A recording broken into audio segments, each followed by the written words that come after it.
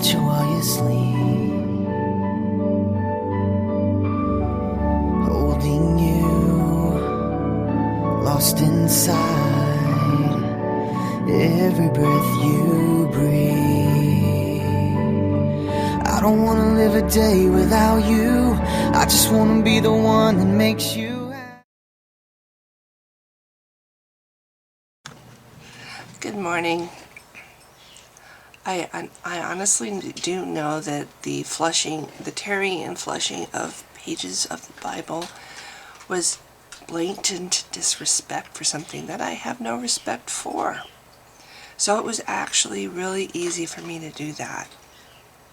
I've actually contemplated doing different things, other things. I thought of using a drill gun and making it a holy book because, you know, right now it isn't, and calling it a holy Bible when it doesn't have any holes in it is a fallacy. So I did entertain the idea of using my drill gun and putting holes in the book. But I didn't want to, well, anyway, I didn't want to make a mess. Yeah, so never got around to that. Thought about setting it on fire too. When I was living at the Bible camp, I set several romance novels on fire because I thought they were, you know, bad. And I threw my albums in the lake, my records, my record collection, in Lake Sammamish. So to me, that kind of symbolic dumping of what, you know, is causing me harm is something I've done before, and so I don't think it's disrespectful at all to do something to something that you have no respect for, and that's what I did. However, I'm sure that people who think of the Bible as something other than just a book, which, I'm sorry, it's not my fault that they think that way, are not going to be very happy that I've ripped my Bible and flushed some of the pages because, oh my goodness, you know, it's the Bible. But after watching this show that, or this video of Bible thumping wingnuts that recapped parts of the show, Atheism Exposed, the realistic nihilist lying ghost show, he put a clip up of basically just poking fun of this guy's beliefs in Matthew 4:19, having a good hearty laugh about this guy's beliefs and showing absolutely zero respect when these are Christians who would be first in line to demand that other people show them respect. It's okay to laugh at other people. It's okay to call people fools because of something a book says.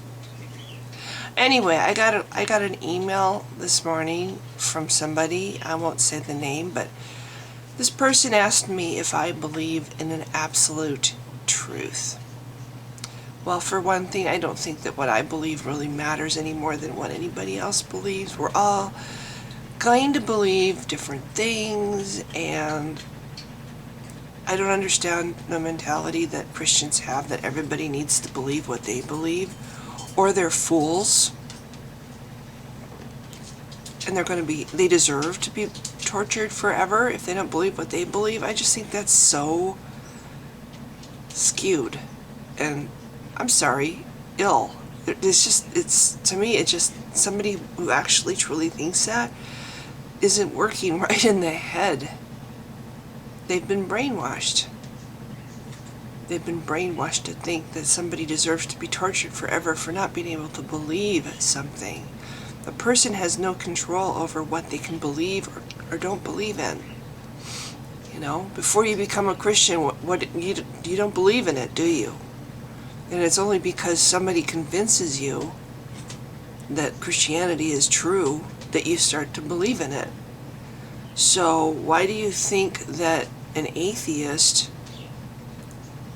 can choose to believe in something without being convinced? You need to convince an atheist to believe. You have to provide compelling evidence, because that's what this type of person requires. Not everybody can just believe based on what a book says or hearsay. Some people require evidence. If you are not able to convince somebody that something is true, they're not going to believe it because they can't believe it. And that does not make them worthy of being tortured forever. And in my view, somebody who worships a being that promises to torture forever anybody who can't believe in him is a sick person, following a sadistic, horrible monster and calling it God. So do I think there's an absolute truth? I don't think so. I think, okay, yes. I think the absolute truth is nobody knows. Nobody really knows. That's the absolute truth. Nobody really knows. Science can do its best and try very hard and maybe get as close to understanding how things really happened as anything can within our power. But will it ever know for certain the absolute truth of how everything happened and how everything came to be? Probably not in my lifetime. Maybe sometime in the distant future we'll be able to send things into space that will be able to transmit the birth of a universe, but by that time we wouldn't be here anyway. You know, I mean, I don't think that we'd ever get to that point, you know, before the planet Earth falls to nothing. It's gone. But who's to say? I honestly don't think human beings are going to be around much longer because of the fact that we are still resisting the idea that we need to control how many babies are born in a world that's grossly overpopulated. I think we're going to be the cause of our own extinction. But yes, absolute truth, the absolute truth is we don't know. That's the absolute truth. Every religion that has ever been has thought of itself as being the absolute truth. Every religion that's ever had a god has believed that their God was the real God and all the other gods were fake. So Christianity is trying to claim that they're special. They're just like every other religion that's ever been. They want to claim that their God is special. That's just like every other belief in God that's ever been. No, I don't think the Bible is absolute truth. I don't think any book is absolute truth. The Bible has some clever things written in it, but none of it's original. It all came from earlier religions and earlier minds. You know, the old sayings tend to last. Nobody knows where some of the old sayings that we say now, you know, like, I'm trying to think. The truth shall set you free.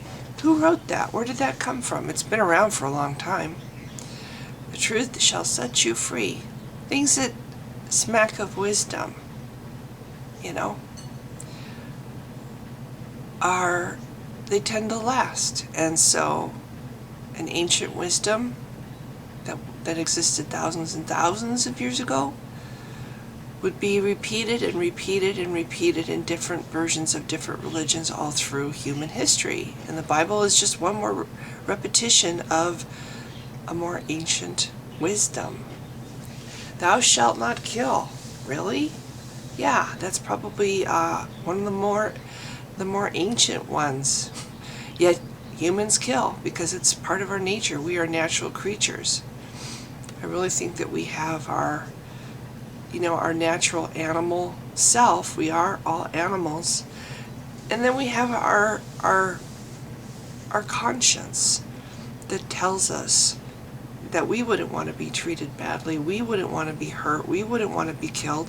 We wouldn't want to have people show disrespect to us the way, you know, we might show disrespect to somebody else. I highly doubt that Matthew 4:19 would like anyone to laugh outright at him trying to express his beliefs. I highly doubt he would appreciate being laughed at. Well, explaining something personal to himself, something that he feels strongly about. I'm sure being laughed at would not be a good thing for him. He would not like that. Yet he was just cutting loose in that video, wasn't he? Giving zero consideration for the other guy, for the other guy's feelings, or the other guy's,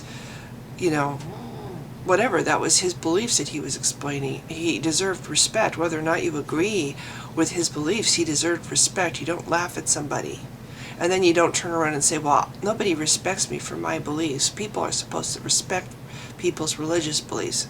You can't say that if you're the one laughing at somebody else, or mocking them, or calling them a fool just because your book says that if people don't believe what you believe, you're a fool.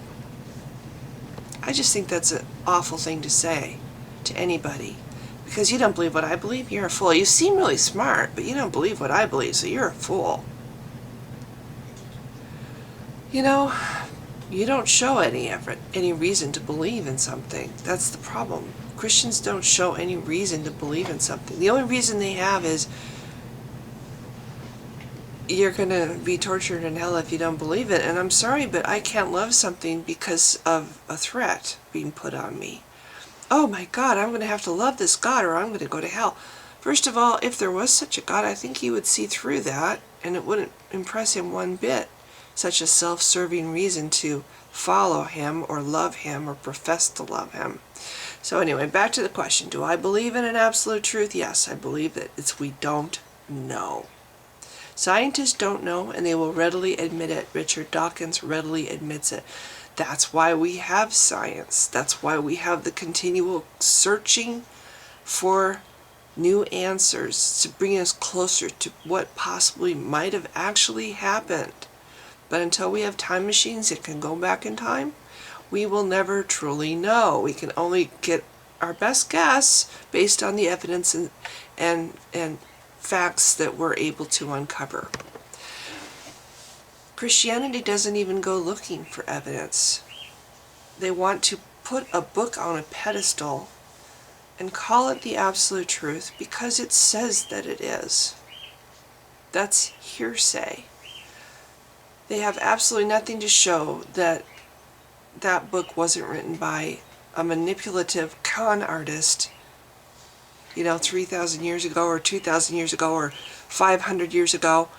I believe it's been manipulated and rewritten and whatever by a whole organization of con artists, and it is the byproduct of